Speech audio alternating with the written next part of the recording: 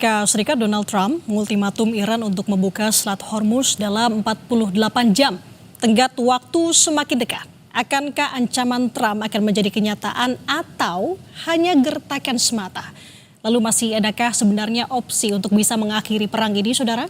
Karena semakin membebani dunia internasional terutama di sektor energi. Pagi ini kita akan bahas soal topik ini bersama dengan pengamat Timur Tengah dari Universitas Pajajaran, Dina Sulaiman, dan pakar intelijen dan pengamat militer dari Intermestic and Diplomatic Engagement Site, Anton Aliabas. Selamat pagi Mbak Dina, Mas Anton, apa kabar? Hai, Ya, selamat pagi. selamat pagi. Oke, saya mau ke Mbak Dina lebih dulu. Mbak, sebenarnya kan ultimatum Trump untuk menyerang Iran untuk dari sektor publiknya begitu ya, sudah berulang kali. Tenggat waktunya sering kali mundur dan terbaru ini di tanggal 7 April akan ada serangan besar-besaran Amerika Serikat kepada Iran begitu. Nah, kalau dari pandangan Mbak Dina sendiri, apakah ini akan jadi kenyataan serangan ini dilakukan oleh Amerika Serikat atau hanya gertakan semata lagi-lagi? Baik, kalau serangan yang dari Amerika Serikat dan Israel itu kan terus berlanjut ya sampai hari ini. Artinya tanpa ada ancaman itu Iran memang terus-menerus ya diserang bom oleh Amerika Serikat dan Israel, dan yang jadi sasaran itu adalah infrastruktur sipil ya, rumah-rumah dan juga kilang minyak juga, South Pars itu juga kena lagi. Nah, sekarang mungkin pertanyaannya apakah akan tereskalasi atau serangannya jauh lebih besar. Saya pikir dari pihak Amerika Serikat juga sudah ini ya, sebenarnya dari sisi cadangan bomnya itu kan juga sudah jauh berkurang. Nah, kemudian dari pihak Iran juga sudah memberikan ancaman. Sebenarnya yang penting respon dari Iran ya. Ketika Iran merespon kalau diserang akan membalas dengan jauh lebih keras, dan tadi sudah ditayangkan juga ya video dari juru bicara IRGC yang mengancam kalau diserang ya kawasan akan menjadi neraka. Itu kalimat terakhirnya ya, kawasan akan menjadi neraka, dia bilang. Artinya ini ada tarik ulur nih, siapa yang lebih kuat, siapa yang lebih berani gitu ya. Dan Amerika saya pikir akan berhitung ya kalau betul-betul menyerang lebih keras lagi. Sekarang saja sudah balasannya sudah luar biasa, terutama ke Israel juga jauh lebih masif. Sehingga kalau jawabannya apakah ini gertakan atau betul-betul akan menyerang, kalau eskalasi besar-besaran saya pikir gertakan, tapi kalau menyerang ya masih berlanjut sampai hari ini. Apalagi kan ultimatum yang terakhir adalah akan menyerang pembangkit listrik Iran begitu Bu Dina. Nah, kalau Ibu melihat sendiri sejauh ini apakah Iran masih dengan sikapnya yang tetap stay cool atau tetap berani begitu, apa tak gentar untuk menghadapi Amerika Serikat? Ya, Iran sudah mengantisipasi hal ini ya, saya lihat karena kalau dari sisi pembangkit listrik itu juga tersebar. Jadi tidak hanya terpusat di satu titik saja. Sehingga kalau betul-betul Iran diserang pembangkit listriknya ya, situasi secara keseluruhan di Iran masih bisa teratasi karena pembangkit listriknya ada di banyak titik. Yang kedua, kan berarti Amerika Serikat resikonya juga adalah Iran akan membalas dengan serangan yang setara atau bahkan lebih. Berarti kan yang terancam negara-negara di kawasan ya. Pembangkit listrik di Teluk juga terancam akan diserang juga, serangan balasan oleh Iran. Nah, sekarang Amerika Serikat tentu dan saya meyakini bahwa di balik layar back channel diplomasi itu berjalan ya, karena negara-negara itu pasti ketakutan kalau itu terjadi. Sekarang saja ekonomi sudah sangat sulit, apalagi kalau harus menghadapi pembangkit listrik yang hancur jika mendapatkan serangan balasan dari Iran. Oke. Kalau saya mau bergeser ke Mas Anton begitu ya, Mas Anton, kan sejauh ini memang Iran tetap dengan sikapnya begitu ya, tetap menghadapi serangan-serangan Amerika Serikat, apalagi dengan ancaman kali ini diberikan tenggat waktu lagi di 7 April, apakah akan membuka Selat Hormuz itu ataukah tidak. Tapi sejauh ini kita melihat dengan sikap Iran yang begitu berani menghadapi Amerika Serikat begitu. Kenapa Iran begitu berani dan percaya diri menghadapi Amerika sejauh ini, Mas Anton? Ya, kalau misalnya lihat tenggat waktu, Amerika Serikat itu sudah 5 kali mengganti tenggat waktu. Jadi pertama kali tenggat waktu itu kan pada tanggal 21 Maret. Mereka mengancam memberikan deadline tanggal 48 jam. Lalu diganti lagi tanggal 24 Maret, diganti lagi 5 hari. Lalu diganti lagi 26 Maret, diganti jadi 10 hari. Tanggal 4 April, ganti lagi 48 jam. Yang tadinya tanggal 6 jadi tanggal 7. Jadi kita masih menunggu apakah besok pagi jam 7 pagi waktu Indonesia Barat, Amerika akan benar melakukan serangan atau tidak. Jadi satu sisi Iran tuh kenapa nggak gubris, udah 5 kali gonta-ganti deadline gitu. Jadi deadline yang mana yang harus kita pegang, itu satu.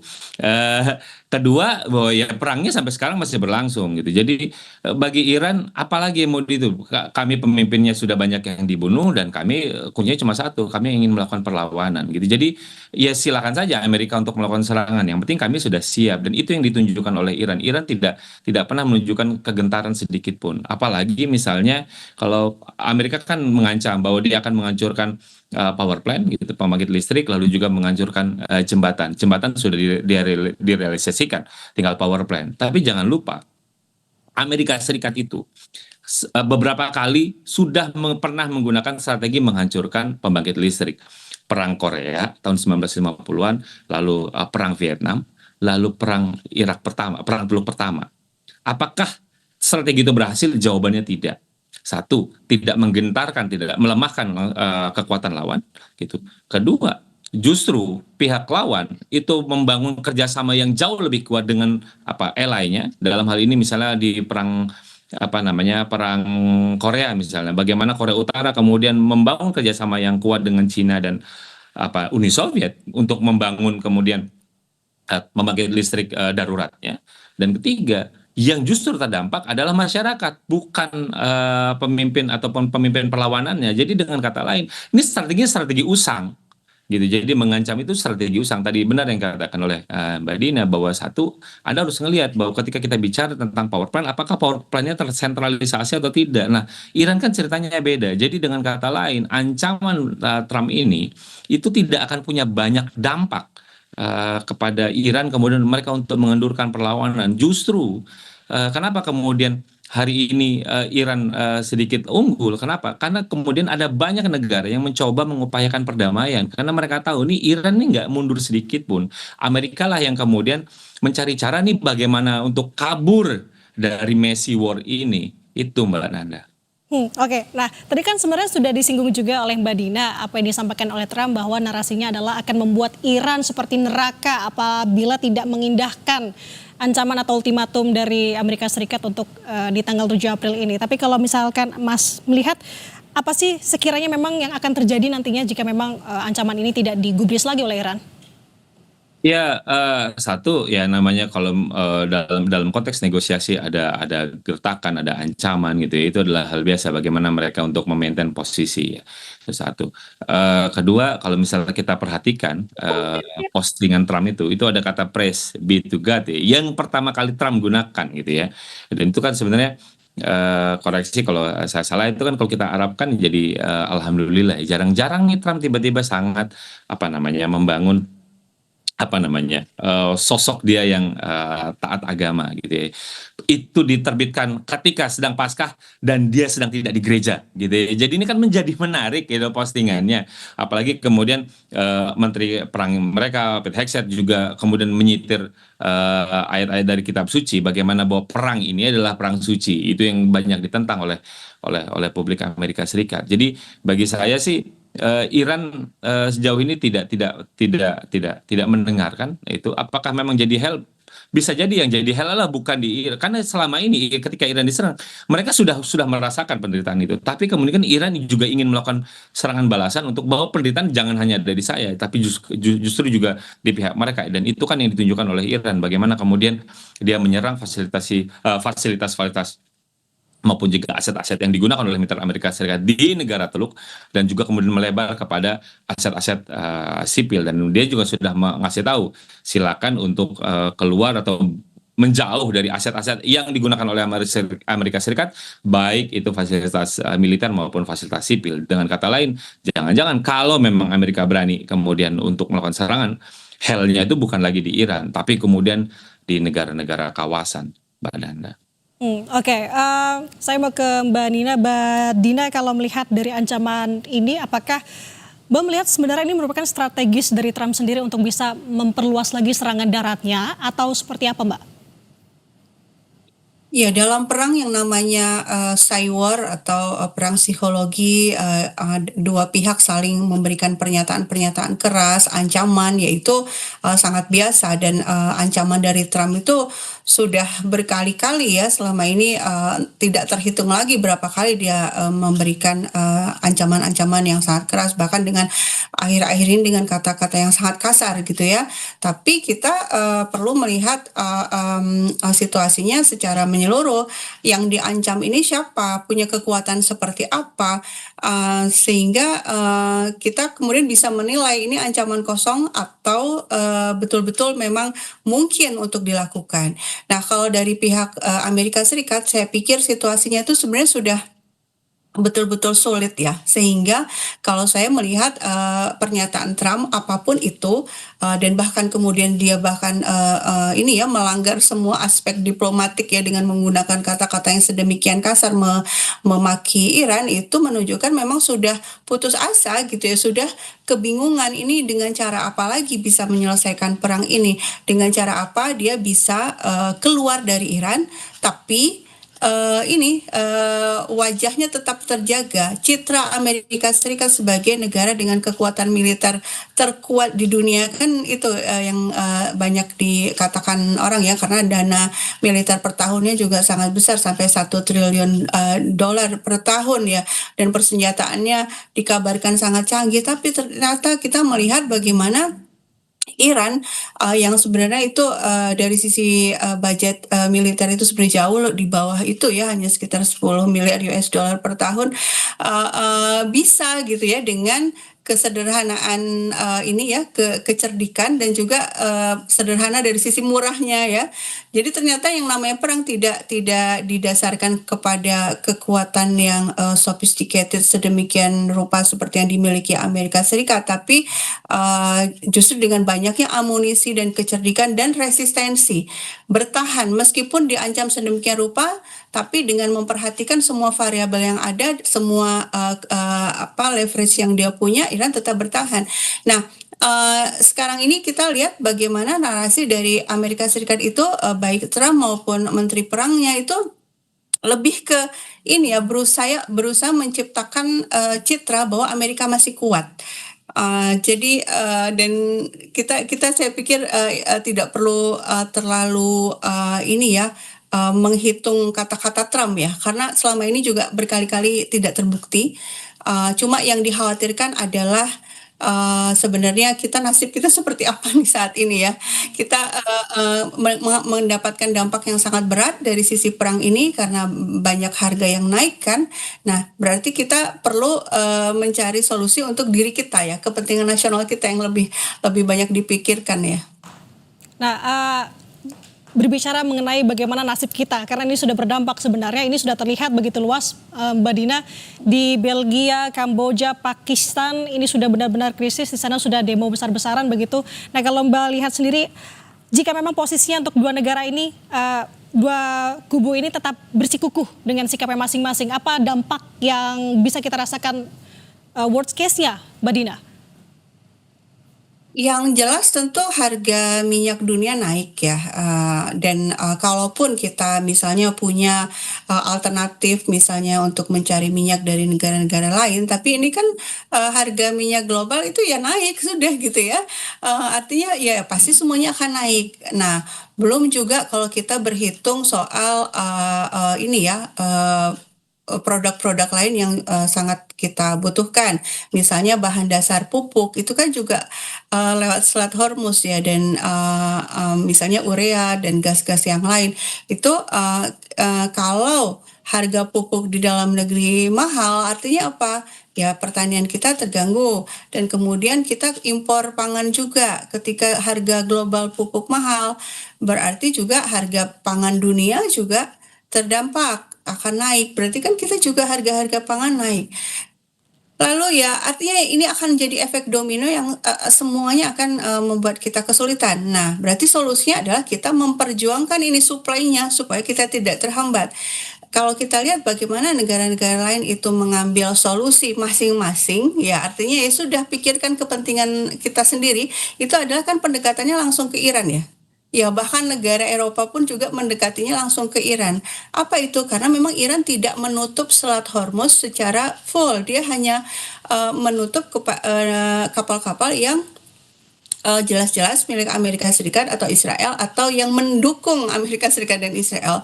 Ya berarti kita perlu melakukan pendekatan langsung kepada Iran dengan menyatakan kita tidak mendukung agresi Amerika Serikat dan Israel dan kita menghormati hak Iran untuk melakukan pembelaan diri. Dan ini sudah ditunjukkan oleh beberapa negara ya, akhirnya berhasil lewat ya, Malaysia, Thailand, kapal-kapalnya berhasil lewat setelah melakukan pendekatan langsung dengan Iran. Saya pikir ini langkah mitigasi yang paling bisa cepat, paling bisa cepat dan efektif untuk dilakukan sesegera mungkin. Oke, itu dampak yang kita rasakan termasuk juga di Indonesia tentunya. Tapi kalau kita bergeser melihat dari kondisi Amerika Serikat sejauh ini, kita bergeser lagi ke Mas Anton. Mas Anton, ini kan pendanaan perang Amerika Serikat cukup besar ya, bahkan meminta pendanaan lebih lagi untuk melawan Iran. Sejauh ini Anda melihat bagaimana sebenarnya kesiapan dari militer Amerika Serikat, apalagi dengan ancaman ultimatum yang terakhir ini? Jangan lihat itu dulu. Sebelum lihat itu dulu, kita lihat dulu apakah Amerika untung atau rugi dalam perang ini. Anda bisa cek bahwa data dari ekspor minyak Amerika Serikat pada bulan Maret itu justru meningkat cukup dalam. Ke Eropa misalnya naik 27%, ekspor ke Asia naik 2 kali lipat, lalu bahkan ekspor ke Afrika itu mencapai 160% kenaikannya. Jadi Anda bisa bayangkan bahwa di satu sisi Amerika juga cukup dapat untung ketika ada krisis minyak seperti ini. Itu satu. Kedua, bahwa kalau ngomong kesiapan, sejauh ini kalau kita bicara tentang global, Amerika di atas rata-rata. Bahkan kalau kita lihat di akumulasi ya, even ada Cina, ada Rusia, Amerika tetap unggul di mana-mana. Itu satu. Jadi kedua, Amerika tidak punya problem dengan apa namanya kemampuan militernya. Sekalipun misalnya dalam beberapa hari terakhir ada pesawat-pesawatnya yang jatuh ya dan juga menjadi korban dari perang ini. Tapi sejauh ini Amerika tidak punya problem kalau misalnya dia ingin apakah kekuatan militer dia turun atau tidak? Jawabannya tidak. Gitu. Problemnya adalah kalau itu digunakan untuk melakukan serangan darat kepada Iran, apakah itu bisa atau tidak? Jawabannya bisa. Tapi apakah itu berhasil atau tidak, atau efektif atau tidak? Jawabannya belum tentu. Kenapa? Karena tentu saja itu membutuhkan sumber daya yang besar. Sementara Amerika Serikat itu juga punya perhatian pada banyak tempat. Belum lagi kita bicara tentang Rusia, Ukraina, kita bicara lagi misalnya tentang di Indo-Pasifik, gitu ya. Jadi dia punya punya perhatian yang banyak di global ini, sehingga mau tidak mau dia kemudian harus bisa mendistribusikan perhatiannya itu tidak hanya pada satu medan laga saja. Ini yang Amerika tentu harus banyak kalkulasi, walaupun juga misalnya dari pemerintah tetap mengusulkan untuk permintaan anggaran kepada Kongres untuk mendanai perang ini gitu. Dan mereka juga sedang melakukan simulasi apakah misalnya perang ini juga bisa didanai oleh negara-negara teluk, yang negara-negara teluk tentu saja bergantung pada mereka. Ini kan juga sedang mereka exercise. Mungkinkah itu kemudian negara-negara teluk ikut menyumbang anggaran ini, karena memang ketika bicara tentang anggaran perang kan sangat sangat besar gitu. Jadi kalau di sisi Amerika, kalau dari mereka dapat untung, kesiapan militer mereka masih tetap tinggi, tapi problemnya kalau ketika mereka ingin melancarkan operasi darat, ini yang tentu harus dihitung sangat cermat. Strategi seperti apa? Apakah memang misalnya ultimatum itu akan dilakukan, apakah itu efektif atau tidak, lalu misalnya untuk pasukan seberapa banyak, tempatnya di mana, dan lain-lain, berapa lama, apakah memang bisa misalnya 2-3 minggu itu selesai, habis itu kabur gitu, apakah itu bisa menyelamatkan muka Trump, atau justru nanti malah membuat buruk performanya, terutama untuk menghadapi pemilu di akhir tahun ini. Itu yang kemudian kalkulasi-kalkulasi seperti itu memang penuh diperhatikan oleh Trump, karena dia dalam posisi dilematis. Di satu sisi ingin mengklaim bahwa dia dapat kemenangan, tapi kemudian kemenangan strategisnya sampai sekarang masih belum dapat. Tapi kalau misalnya dia pergi itu juga akan mendapatkan political cost. Karena artinya apa? Oh, nggak menang apa-apa kok main pergi-pergi saja gitu. Jadi, tapi kalau mau melanjutkan juga tadi cost-nya juga sangat besar. Jadi dengan kata lain Trump ini lagi posisinya sebenarnya terjepit. Itulah kenapa kemudian dia selalu berkali-kali melakukan ancaman, "Hayo, kamu harus damai. Ayo, kamu harus damai. Kamu harus unconditional surrender," misalnya. Jadi dia selalu menekankan agar Iran itu mengakui bahwa dia menang, dia kalah gitu, bahwa Amerika menang dan itu tapi kan tidak ditunjukkan oleh Iran. Justru Iran yang tadi seperti disampaikan Bu Dina, justru Iran yang banyak mendapatkan keuntungan. Kenapa? Karena kemudian negara-negara lain itu kemudian bernegosiasi sama Iran. Yang tadinya Selat Hormuz itu kan tidak pernah dipalangin gitu ya, tidak pernah. Iran hanya sedang mengganggu dan menunjukkan eksistensi. Tapi pasca perang ini justru negara-negara lain itu mengakui bahwa ketika kita bicara Selat Hormuz itu ada kedaulatan Iran. Karena itulah kemudian kita negara-negara itu harus bernegosiasi langsung dengan Iran. Itulah yang kemudian disampaikan misalnya dalam pertemuan 40 negara-negara yang difasilitasi oleh Inggris misalnya. Mereka berpikir gimana kita bisa langsung bernegosiasi dengan Iran. Bukan bernegosiasi dengan Amerika Serikat, bukan bernegosiasi dengan Israel. Jadi dengan kata lain, bahwa ketika kita bicara tentang perang, ini apakah Iran mendapat keuntungan? Sedikit bilang, iya. Apa? Karena kemudian kedaulatan mereka di wilayah di Selat Hormuz itu sedikit banyak mendapat pengakuan secara de facto. Kenapa? Karena kemudian negara-negara itu langsung mau ingin bernegosiasi dengan Iran. Harapannya mereka kapalnya tidak diganggu dan lain-lain. Bagi saya ini yang kemudian sedikit banyak ada yang dapat untung, ada kompleksitas tersendiri ketika kita membicarakan tentang bagaimana perkembangan perang antara Amerika Serikat dan Iran, Mbak Nanda. Nah, oke, ini menarik Mas Anton, apalagi membicarakan mengenai posisi Trump yang terhimpit saat ini. Kalau kita melihat di harian Kompas dengan judulnya Trump berubah, Cina dan Rusia bergerak, di sini informasinya bahwa ketidakpastian situasi, Cina dan Rusia bergerak demi meredakan situasi. Sejauh ini, menurut pandangan Anda sejauh mana Cina dan Rusia akan bertindak? Ya, benar bahwa di satu sisi memang ada proses upaya perdamaian yang difasilitasi oleh Pakistan, Mesir dan Turki. Itu yang memang kita kenal. Tapi di sisi lain memang Cina dan Rusia itu juga ikut terlibat dalam ini karena bagaimanapun juga mereka tentu saja sedikit banyak terganggu. Rusia misalnya memang pada awal sudah mencoba membangun kontak dengan Presiden Iran untuk bagaimana mencarikan solusi, lalu Presiden Putin menelpon Presiden Amerika Serikat Trump menelpon Presiden Putin, kemudian juga ingin mencarikan solusi dan bahkan Presiden Putin sudah dikasihkan candy ya, jadi sudah dikasih. Kenapa? Karena saya bilang candy karena kemudian sanksi yang selama ini diterapkan kepada Rusia kemudian dicabut. Gitu. Jadi memang dan juga Cina juga demikian karena bagaimanapun juga Iran gitu. Itu kan ally-nya adalah Rusia dan Cina. Jadi mau tidak mau ketika bicara dengan Iran, semestinya juga harus bicara dengan ally-nya. Kenapa? Karena ally-nya satu itu udah lebih besar. Kedua, dengan ally-nya itulah kemudian Iran bisa sedikit banyak diyakinkan. Karena bagi Iran, posisi mereka kan lemah ya. Jadi ketika kita bicara perang asimetris, ini yang besar sama yang kecil. Yang kecil ini kan cuma butuh jaminan. Iran itu kan simpel ketika dilontarkan soal 5 tuntutan dari Iran tuh. Yang kedua hal yang pertama sebagai kondisi adalah satu serangan berhenti, kedua masa depan itu tidak terjadi lagi gitu. Nah Iran cuma butuh assurance. Jadi Amerika mau nggak itu memberikan jaminan bahwa ini tidak dilakukan lagi. Tapi kalau Amerika ngomong ke Iran bisa jadi bisa bohong-bohong saja gitu. Jadi bisa kemudian ditepis. Tapi karena itulah kemudian peran dua negara ini menjadi kunci bahwa Amerika itu berjanjinya bukan sama Iran, tapi memberikan garansinya kepada Cina dan kepada Rusia bahwa ini tidak akan dilakukan lagi gitu. Jadi bagi saya ini dua negara itu memegang peranan kunci untuk meyakinkan Iran bahwa kan tuntutan Iran adalah mereka sebenarnya nggak berkenan untuk negosiasi gencatan senjata selama 45 hari karena bagi mereka itu namanya rekonsolidasi dari kekuatan Amerika Serikat. Mereka ada lagi kelelahan, kemudian ada istirahatnya, kemudian main perang lagi. Ya Iran kapan kami istirahatnya kalau misalnya ada jeda 45 hari itu bukan berarti mereka untuk cepat dan untuk rebuild gitu ya. Jadi bagi Iran kan yang dibutuhkan adalah ya udah langsung permanent deal aja. Bagaimana kita mencapai permanent deal bukan temporary ceasefire. Itu yang diharapkan oleh Iran. Jadi bagi saya memang keterlibatan Rusia dan Cina akan menjadi krusial untuk meyakinkan Iran karena bagaimanapun juga pertarungan ataupun konflik yang melibatkan negara besar jarang-jarang itu berhasil difasilitasi oleh middle power gitu. Jadi justru memang intervensi negara besar juga itu menjadi salah satu menjadi kunci bagaimana kemudian perdamaian ini bisa tercipta. Jadi bagi saya memang dua negara itu memegang peranan kunci untuk kemudian meyakinkan Iran karena bagaimanapun juga Iran melakukan serangan kepada Amerika Serikat dan juga tempat-tempat strategisnya itu kan juga dibantu oleh mereka, Mbak Nanda. Oke, di tengah ultimatum yang sering dilontarkan oleh Amerika Serikat terhadap Iran, jaminan ini yang menjadi harus digarisbawahi.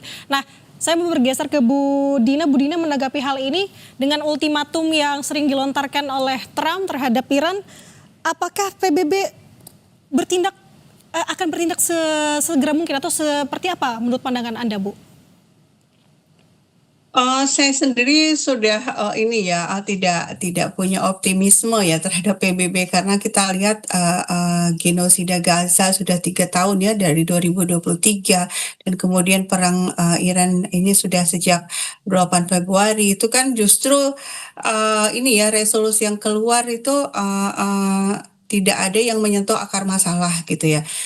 Khusus untuk Iran, malah justru, Iran yang disalahkan karena melakukan pembalasan. Nah itu kan, sebenarnya kan, tidak tepat ya. Artinya PBB saya pikir bukan mekanisme yang bisa diharapkan untuk menyelesaikan masalah ini. Pada akhirnya ini adalah, memang betul-betul adu kekuatan ya antara dua pihak ini, antara, Iran versus Amerika Serikat dan Israel. Nah, kekuatannya betul tadi yang dibilang Pak Anton bahwa, banyak sekali yang, dimiliki oleh Amerika Serikat ya dari sisi militer dan dana. Mereka dananya sangat besar, jauh beda dengan yang dimiliki oleh Iran. Tapi Iran punya keuntungan dari sisi lokasi. Dia berada di tanah airnya sendiri gitu ya. Dan, Selat Hormuz itu, kartu truf yang luar biasa ya. Iran menciptakan realitas baru di mana negara-negara akhirnya terpaksa bernegosiasi langsung dengan Iran untuk, kepentingan nasional masing-masing. Nah kemudian, dari sisi, Amerika Serikat sendiri, Amerika itu datang ke kawasan, jadi dia tidak berperang di, tanahnya sendiri. Artinya ini ada kesulitan dari sisi logistik juga. Memang cadangannya masih banyak tapi perlu waktu untuk didatangkan dan, pangkalan militer Amerika Serikat di kawasan itu ada sekitar 15, 13-nya itu sudah rusak baik sebagian maupun, lumpuh, semuanya gitu ya. Ini sudah diakui oleh New York Times juga, oleh media Amerika Serikat juga. Nah, dengan cara apa, Amerika Serikat bisa melanjutkan, perangnya jika kemudian, Iran terus-menerus melakukan pembalasan dengan, menyerang, pangkalan-pangkalan militer Amerika Serikat ini yang masih berfungsi sebagian itu terus diserang sehingga kalau betul-betul lumpuh semuanya ya, Amerika Serikat akan kesulitan untuk melakukan serangan balasan dan kita lihat, bagaimana sekarang Israel itu sudah, betul-betul kehilangan pelindung ya. Pangkalan-pangkalan militer Amerika Serikat di kawasan itu kan sebenarnya lapisan-lapisan pertahanan yang, tujuan utamanya adalah melindungi langitnya Israel supaya tidak ada, rudal yang bisa masuk. Tapi sekarang itu, lapisan-lapisan pertahanannya sudah, hilang, bahkan Iron Dome-nya Israel sendiri juga sudah lumpuh sehingga serangan dari Iran itu betul-betul masif ke arah, Israel. Nah, kalau kita lihat kebijakan luar negeri Amerika Serikat selama ini adalah menyatakan bahwa, keamanan Israel itu, sangat penting ya. Jadi sedemikian pentingnya sehingga Amerika Serikat mau berperang di Timur Tengah demi melindungi Israel. Nah, kalau, Israel juga di dalam negeri sekarang kita lihat bagaimana, orang-orang itu, berdemonstrasi sangat masif ya warga negara Israel karena apa? Merasakan ketakutan yang amat sangat atas serangan-serangan Iran dan juga kerugian-kerugian besar sehingga mereka juga menekan, pemerintahnya dan kemudian juga, demonstrasi di dalam negeri Amerika Serikat yang merasakan sendiri dana yang seharusnya untuk kesejahteraan rakyat kemudian dipakai untuk perang. Nah ini kan menunjukkan bahwa, variabel perang sekarang, tidak terbatas dari sisi, senjata saja atau ekonomi tadi yang Selat Hormuz, kartu truf, tapi juga, rakyat di, negara-negara yang terlibat. Kalau kita lihat rakyat Iran justru sangat solid untuk mendukung pemerintahnya, tapi kita lihat negara-negara, di Amerika Serikat, Israel, rakyatnya dan juga di negara-negara Teluk sekarang sudah bergolak juga karena mereka tiba-tiba merasakan sulitnya hidup ketika ada perang ini. Nah ini saya pikir variabel-variabel yang, akan mendorong, kemungkinan untuk, terjadinya, penghentian perang yang diinginkan Iran, betul sekali tadi kata Mas Anton, yang diinginkan adalah penghentian perang, bukan gencatan senjata. Nah, jaminan untuk menghentikan perang ini tidak bisa diberikan oleh PBB. Ya, tadi kan pertanyaannya di awal soal PBB. PBB tidak bisa memberikan jaminan. Jaminannya adalah Oke. Amerika Serikat keluar dari kawasan. Oke. Oke, kita akan lihat bagaimana akhir ultimatum besar Amerika Serikat ke Iran kali ini, Bu Dina, dan bagaimana Iran dengan sikapnya akan menyikapi. Terima kasih, Dina Sulaiman, pengamat Timur Tengah dari Universitas Pajajaran, dan pakar intelijen dan pengamat militer Said Anton Aliabas sudah berbagi perspektif bersama kami di Sapa Indonesia Pagi. Sehat selalu. Ya.